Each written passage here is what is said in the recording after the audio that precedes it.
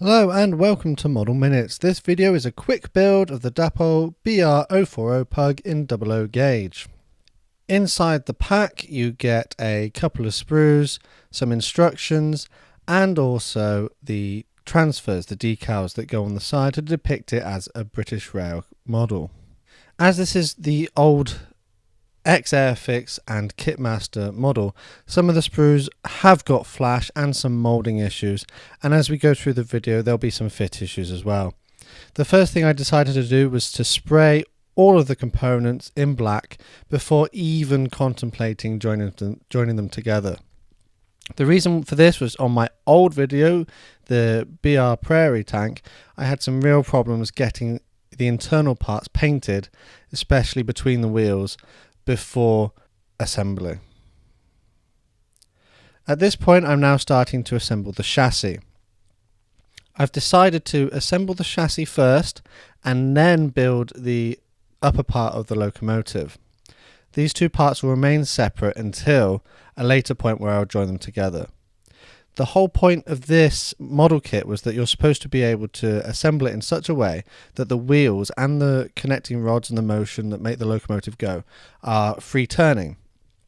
It was intended that this type of model could be put on a model railway layout and then pushed around the layout by another powered locomotive or a wagon with a motor inside of it.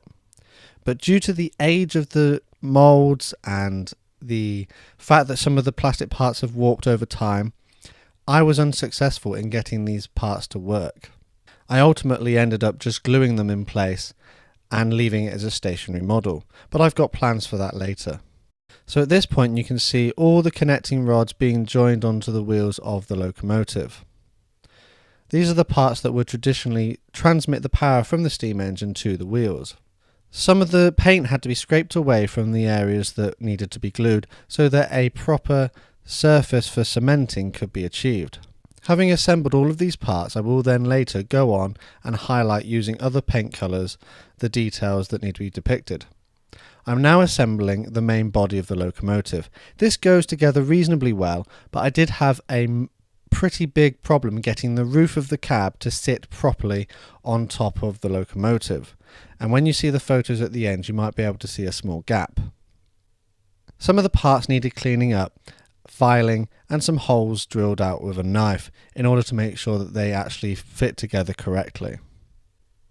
The upper body of the locomotive wasn't too difficult to assemble and it did go together quite well, but as with the majority of the parts they were showing their age. One thing I'd like to point out is that the instructions were not particularly clear.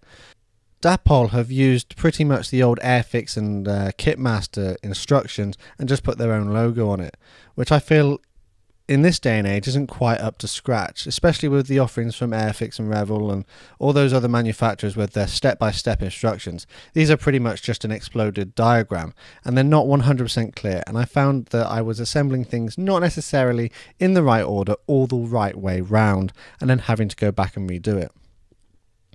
I decided to paint the coupling rods for the wheels in a red colour and the outline of the wheel in a sort of gunmetal-y colour to make it look like that part was being used on the track. Buffer beams are painted red so they can be seen, and other parts of the buffers were again painted in this metallic colour. I decided not to add the couplings to this locomotive as it wasn't going to work anyway, and I'm hoping to use it for another project later in the future. I picked out all the handrails in a white paint. That went quite well because they are quite proud of the surface and it's easy to paint those parts.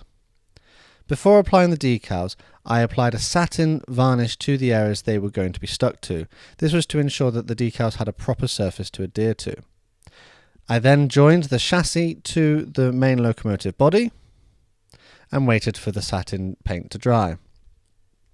The decals were soaked in water and then a little bit of micro sol solution was applied to the model and then micro set over the top to ensure that they actually stuck to the model and looked like they'd been painted on.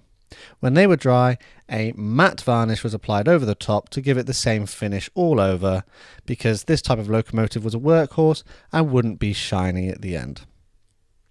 And here's the finished model. I've left it in a fairly pristine condition because I've got a project in mind for it in the future.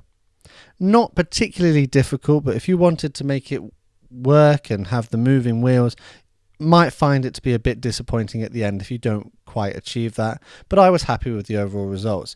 It retails for about £8 to £10 in the United Kingdom. Not too bad to build, but you could probably get a working locomotive for around the same price on eBay. Maybe not the same kind of locomotive, but something 040 sort of style.